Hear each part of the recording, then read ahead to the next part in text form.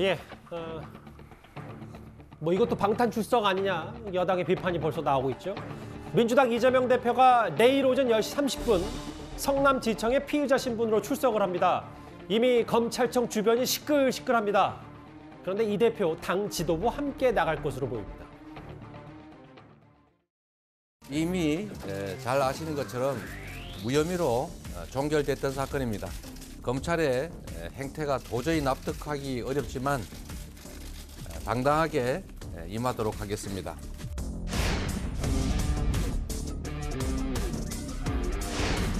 이재명은 죽지 않습니다. 국민들은 다시 촛불을 들 것입니다. 정권은 짧고 국민은 영원합니다.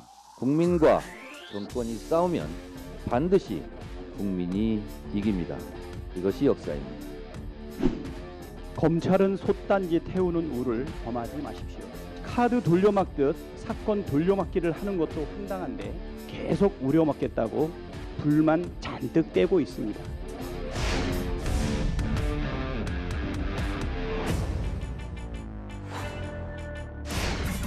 민주당 지도부를 모두 이끌고 나가서 위세를 과시한다고 합니다. 이쯤 되면 민주당 역시 이재명 대표와 함께 국회와 민생을 인질로 삼은 공범이라고 간주할 수밖에 없습니다.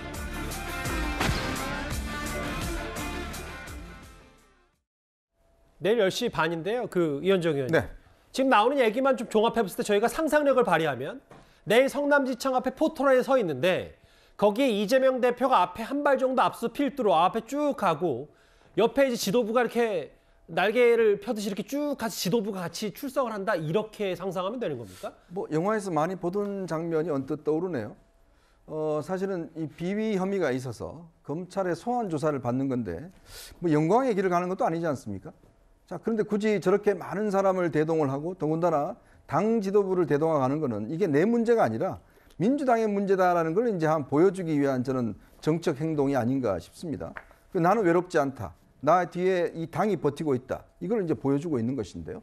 또 뭐 보니까 지지자들을 다 동원했고 뭐 일부에서는 자치단체장도 다 올라오라고 그랬다는 이야기도 있습니다. 예.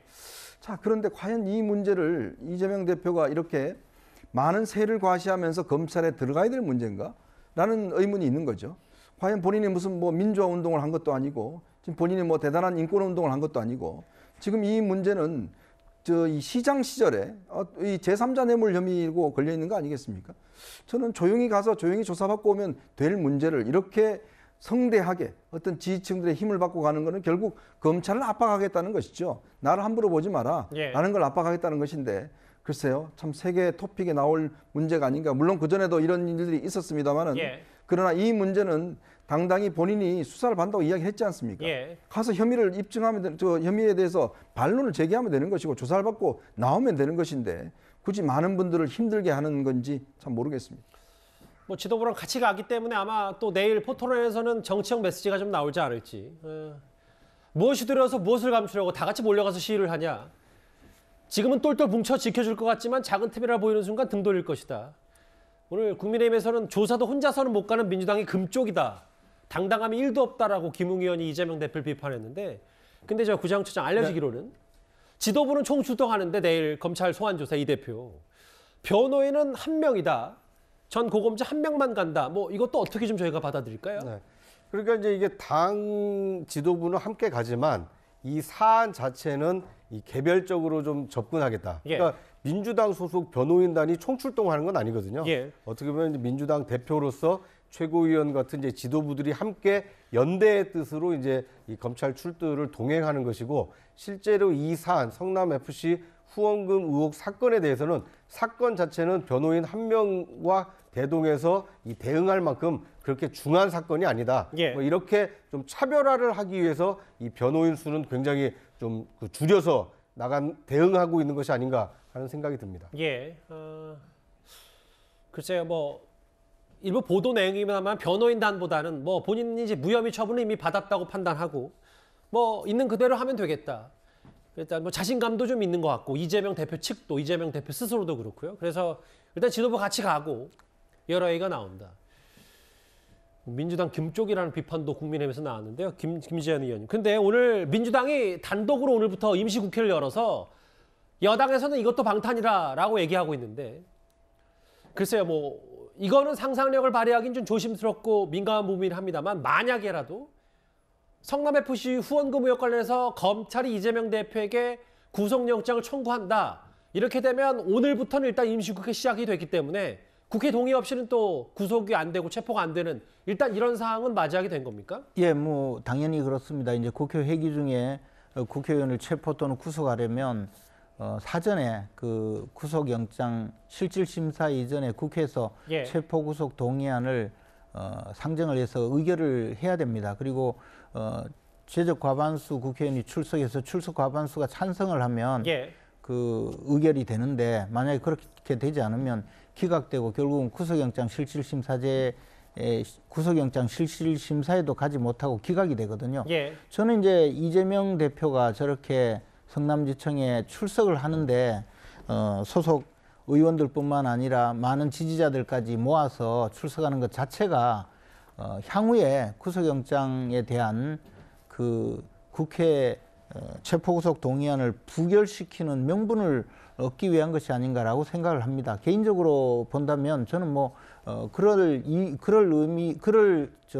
생각으로 아마 저렇게 많이 동원하지 않는가. 그래서 이것이 이제 국회에서 부결되더라도 국민들이 이렇게 많은 사람들 또는 당 전체가 혼연일체가 되어 우리 이재명 대표를 그 돕고 있기 때문에 이런 결과가 나왔다라고 해명하기 위한 그런 상황이 아닌가 생각을 하는데요. 예. 이것이 지금 구속영장이 청구된다고 하는 것이 그러면 가능하냐 이런 의문이 있을 수 있는데 지금 이재명 대표가 받고 있는 제3자 뇌물 취득죄는 결국은 이게 이제 1억 원 이상 예. 수뢰액이 되면 무기징역 또는 10년 이상은 징역형에 처해야 되는 굉장히 중죄입니다. 근데 예. 이게 수뢰액 수가 100억대를 넘어가거든요. 예. 그러면 이것은 뭐 검찰에서는 그냥 불구속 재판에 넘길 수 없는 그런 사안이라고 볼 수가 있습니다. 그래서 저는 이런 내용을 이재명 대표도 충분히 알고 있기 때문에 지금 모든 것이 체포구속 동의안에 대한 부결을 위한 그런 여러 가지 당 지도부의 사전 준비 또는 그와 동시에 자기 스스로도 정치적 미래를 그 체포구속 동의안을 알겠습니다. 부결시키는 것으로 걸고 있지 않나 생각을 합니다. 지금 화면이 오늘 성남지청 이미 포토라인에 쳐져 있는 모습 취재진도 이미 준비에 좀 시작을 했고요. 내일 오전 10시 반 출석. 오늘 민주당 단독으로 오늘부터 임시국회를 열었는데 바로 여당에선 이재명 대표 방탄이냐 비판 높였습니다. 그런데 이런 당 지도부 말고도요. 이재명 대표의 강성 지지층 일명 개딸들도 성남지청에 집결하라는 공지문을 서로 올리고 있습니다. 파파 너무 응원하고 있고 지지하고 있고 늘 사랑합니다. 정말 절망밖에 없었는데 아빠가 이렇게 빨리 나타나 주셔서 너무 감사하고 사랑해요. 아빠 힘내세요. 우리가 있잖아요. 우리 개딸 양아들님, 개이모님, 개삼촌, 심지어 개할머니까지 이렇게 많이 함께 해주셔서 정말로 큰 힘이 나지만 강성 지지자들 이재명 대표 모두 모이자 힘을 모으자 우리가 이재명이다. 총구는 밖으로 힘을 모이자라고 해서 대략 뭐 인원수 정도가 나왔고 이제 결집하겠다라는 그 공지문을 서로 올리고 있더라고요. 근데 내일 또 성남지청 또 근처에서는 보수단체 집회도 있어서 불상사는 없어야 될 텐데 좀 어쨌든 여러 가지로 좀 시끄럽습니다. 일단 뭐 경찰이 분리해서 차벽을 설치하는 것까지 지금 고려하고 있다 이런 언론 보도까지 나왔는데 예.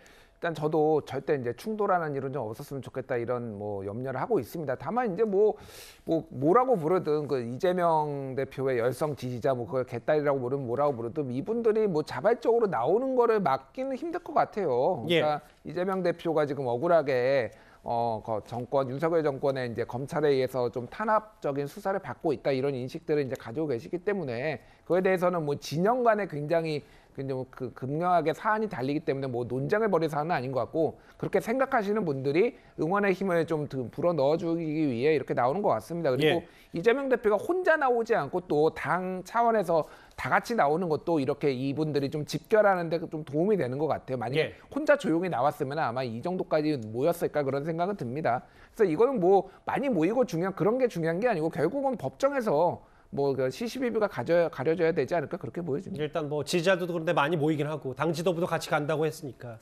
저렇게 오늘 여러 이재명 대표 팬카페 포함한 온라인 커뮤니티에는 집결하자라는 얘기까지 나와서요. 내일 아마 꽤 검찰청 주변이 여러 말들이 많이 나올 것 같습니다. 그런데 정작 이재명 대표는요. 검찰 소환 관련해서는 이제 말을 아끼고 있습니다. 대신 이런 말을 오늘 전했습니다. 한번 들어볼까요? 국가의 양대축인 민생과 안보가 뿌리채 흔들리고 있습니다. 가히 참사 정권이라고 할 만합니다. 시중에 이런 얘기가 있다고 합니다. 좀 듣기가 민망할지 모르겠는데 이 정권이 번데기 정권 같다. 뻔뻔하고 대책 없고 기가 막히다. 이런 얘기를 한다고 합니다. 오죽하면 이런 얘기가 나올까 싶은데 내로남불 뻔뻔해져서는 안 됩니다. 뭐 신조어라고 해서 번데기 정권이라는 표현까지 이재명 대표가 오늘 최고위원 직접 얘기를 했는데 내일 오전에 검찰 출석을 하고 뭐 어느 정도 몇 시간 조사를 받을지 모르겠지만 뭐 짧지 않을 겁니다. 뭐 검찰이 준비를 많이 하고 있을 테니까.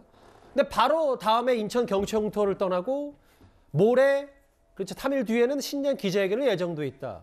뭐 여론전도 여론전이지만 뭐 검찰 출석은 그냥 단 하나의 사건이고 이후부터는 내 원래 하던 스케줄대로 가겠다는 뭐 자신감으로서 좀 보이는 겁니까? 뭐 일정은 이제 그렇게 진행이 된 걸로 보이는데요.